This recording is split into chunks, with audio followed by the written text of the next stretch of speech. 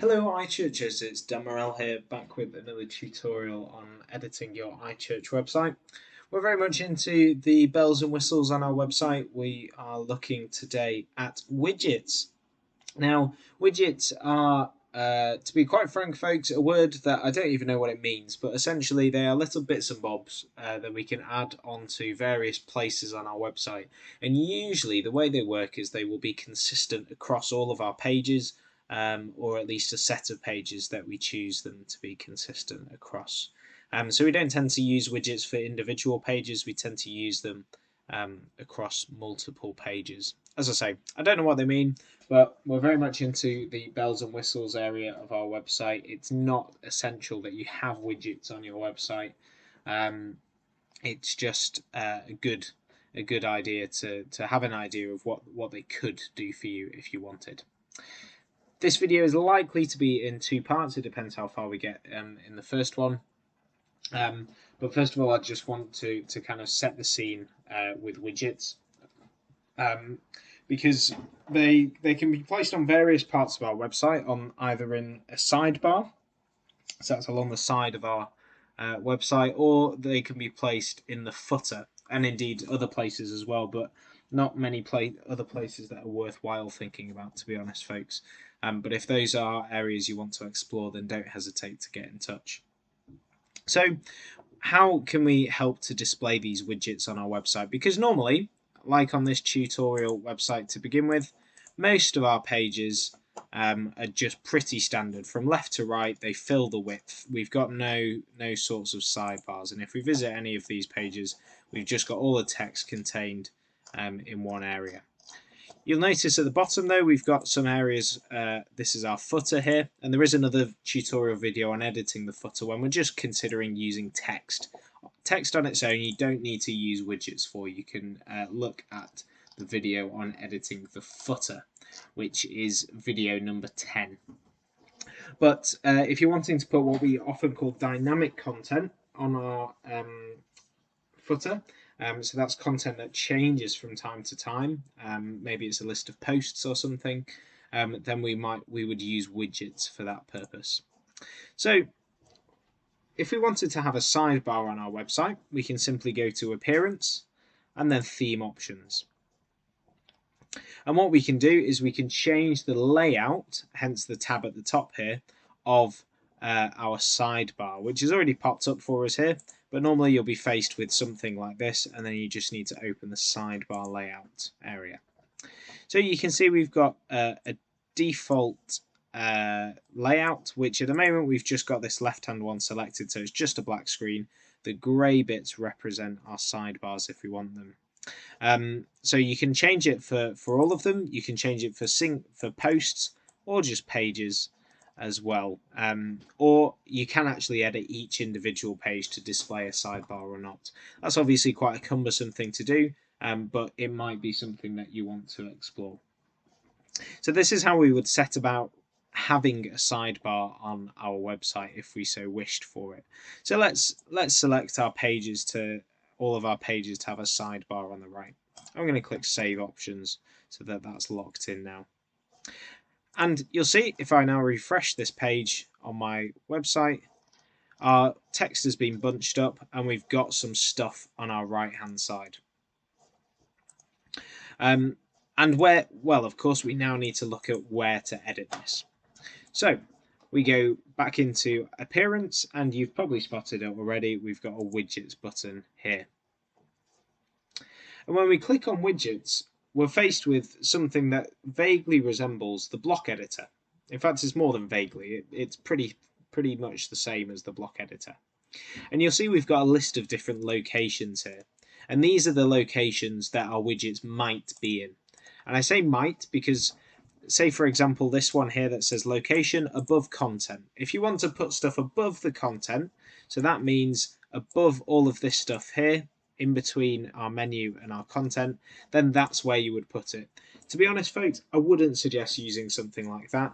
We're going to just stick to using either a left sidebar or a right sidebar. And of course, it's the right sidebar that we're going to open up. And you can already see our familiarity here with we've got the search the site, this is a text widget, and a site problem ? And we can see all of those here on the right hand side. So we're thinking again about going back to basics with our iChurch website concepts about back end and front end. So just like using the block editor, which again you can have a look at in a previous video, we can click on any item, we can change titles and things, and we can always click on our three dots to either copy something, duplicate it, remove it, and we can click on these 6 dots here, which will move around our widget. And that blue line that appears is where it's going to land if we let go. So if I let go here, then our search the site is going to come at the bottom of our sidebar. Again, always making sure that we click update when we want to save our changes. So this is stuff we've already got on our widget area. I'm going to remove all of these ones so we can have a look at some individual ones. Similar to the block editor, folks, there are so many options. So when I click this plus button here, we are essentially faced with all of the options that the block editor offers us as well. So we can put in all sorts of different things here. You can see our category here. I'm just going to zoom in a bit so you can hopefully see that a bit better. Let's browse them all again. So you can hopefully see the categories here, that we've got theme, we've got embeds, all sorts of different stuff. And the one we want to look at really is widgets. Because again, we're thinking about widgets, using them for things like dynamic content. So say a list of posts. So we might want to have a look at this one here, the latest posts. So we're going to click on that. And you'll see it's already just plonked in a list of our latest posts. You can have them in a list view, or you could have them in a grid view. There's all sorts of other things you can do. Obviously, simple things like changing the text size, changing the alignment of the text, all sorts of stuff like that. And we can change it into columns. We can do a lot of stuff, similar stuff to what we would expect to have from the block editor. When we click on the settings icon, top right hand corner, we can change some settings as well, whether we want to display some of the content, which I think, as you can see, looks not very good. Or we can choose whether we want to display the author name, featured images, etc. Featured images might be a good idea.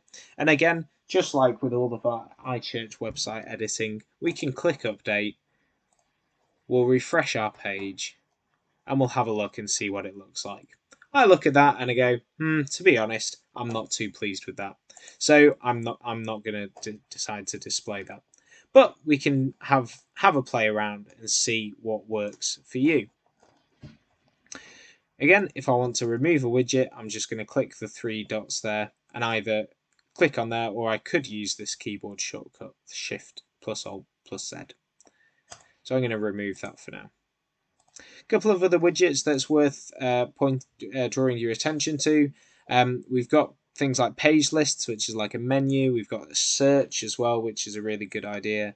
So things like social icons, if we click on those, we can have a particular social icon. And if we click browse all, we've got loads of different options there, particularly things, of course, like Facebook and Twitter or Instagram or whatever. We could, or especially YouTube, we could put all of those in, create a link, and people can click on our YouTube page. I'm just going to get rid of all of that now.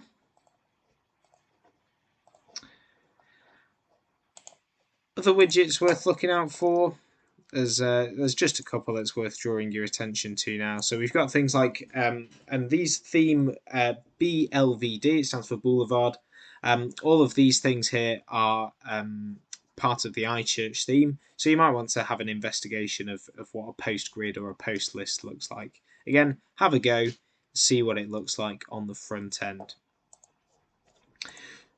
So that's widgets in a nutshell, folks, and we've now introduced the concept of what widgets are. We've had a look at how to add them into particular areas. So again, we're just always looking out for this location here, making sure they're in the right location.